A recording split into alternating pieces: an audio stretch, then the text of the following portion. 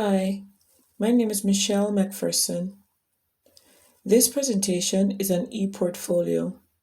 This portfolio is developed to capture the many ways in which the classroom teacher can integrate technology in the classroom and therefore impact education and instruction. In this presentation, I will share with you a brief overview of what is covered in the e-portfolio, explain the choices I made on each tab, and finally identify ways I could expand and develop each tab. The first tab on my e-portfolio looks at the 21st century, teaching and learning. What is this document about? Primarily, it is about the 21st century learner. What will it include? This document is or a digital portfolio. The first slide looks at a word cloud. This word cloud highlights the components of the framework of the 21st century learner. I explained the mission statement is to equip students for the 21st century. I will also look at the difference between technology use and technology integration, the role of the state, and the role of national standards and organization when integrating technology with curriculum. Finally, I will look at digital and media literacies. Just to expand on and to develop this tab, I would instruct and show two slides that spoke about specifically technology use, where teachers use technology to check for emails, and technology integration is where a teacher would incorporate technology in examples like simulations or game-based learning in an instruction. The next slide is the word cloud. The word cloud, the first 21st century learner, was created by a group of stakeholders, which includes educators, business leaders, and other important persons who in regards to education. 21st century highlights the skill set, knowledge, and expertise that will equip students to succeed in work, life, and being a global citizen. Proficiency in the following subjects is crucial for this success. The subjects include language arts, world language, mathematics, economics, science, geography, history, government, and civics. There are four main components of the 21st century learner: learning and innovative skills. Here, I would also develop and expand the idea of critical learning, communication and collaboration, and also creativity. The second one is life and career skills. The third, proficiency in three subject areas.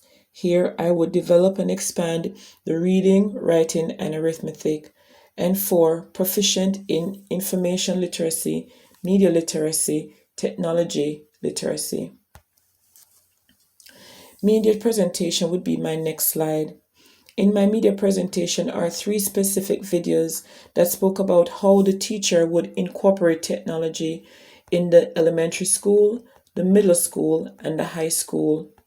In each scenario, the teacher had a situation and wanted to know what were some of the ways the teacher could use technology. The coach was supposed to would advise the teacher on different ways she or he could incorporate technology that would make learning a better experience. The next slide is emerging trends in integrating technology, NMC.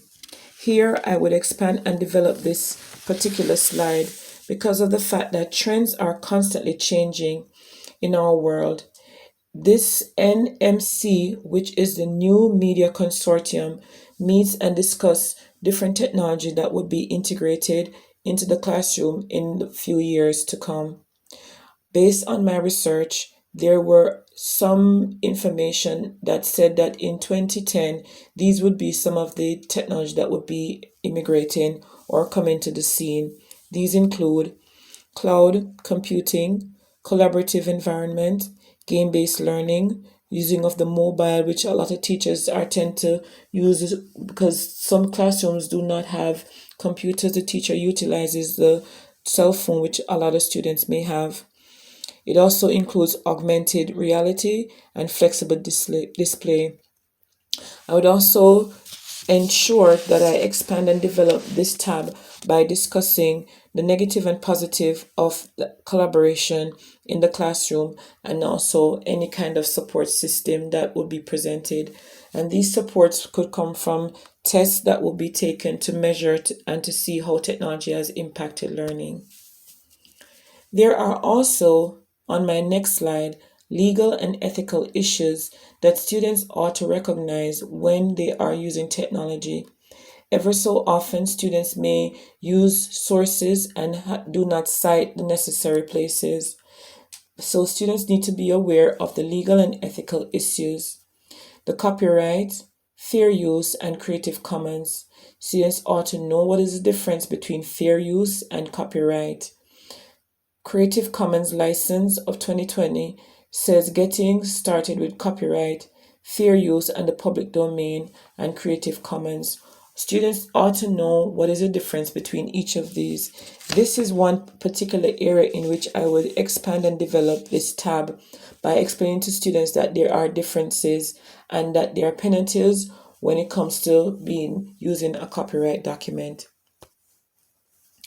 Continued with the legal and ethical issues. FERPA, which also means Family Education Rights and Privacy Acts, protects a child's privacy.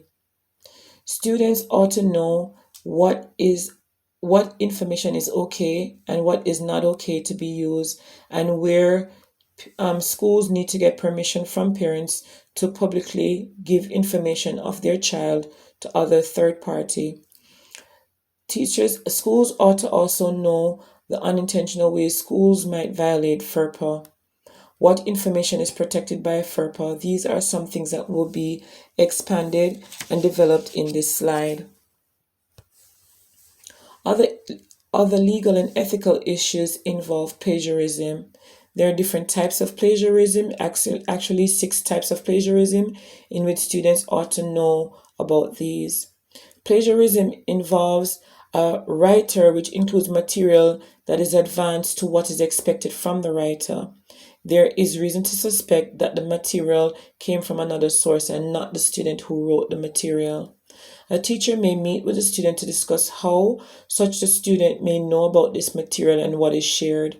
And there are technologies that can also be used to check for plagiarism. One of those is Plagiarism Checker or Grammarly. My next slide will speak to the best practices and trends in technology. There are many best practices that teachers may have in their classrooms. Teachers ought to recognize that change is imminent. Creating change in organization comes in different ways. This teacher must be willing to make informed choices. The teacher needs to know how and what technology to use and when. Teachers must also explore technology and the multiple aspects of it. The teachers must also know that there are the impacts of technology, which include social, political, economic implication.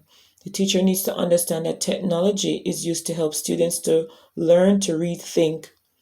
The teacher can use technology to implement new curriculum and pedagogy. The teacher also must be involved in continued learning, which is constantly changing. The teacher must primarily understand that change must begin from the classroom, which involves the teacher and the students rather than administrators and policymakers. There are also examples on recognizing technology integration.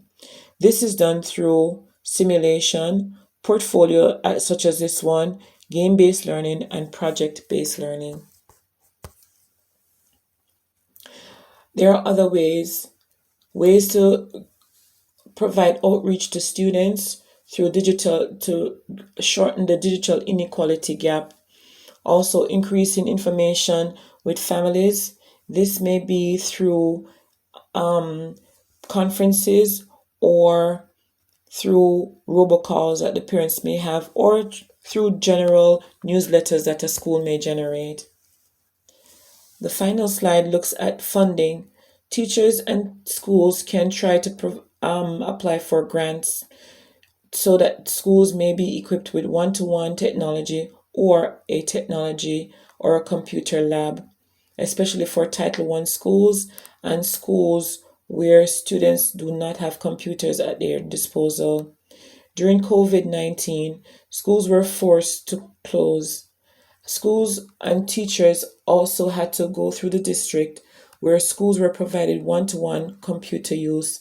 As a result, computer use rose exponentially so that school districts had to create resources to make these possible. This information came to us from Transforming Learning with New Technologies by Richard Melo et al. Thank you.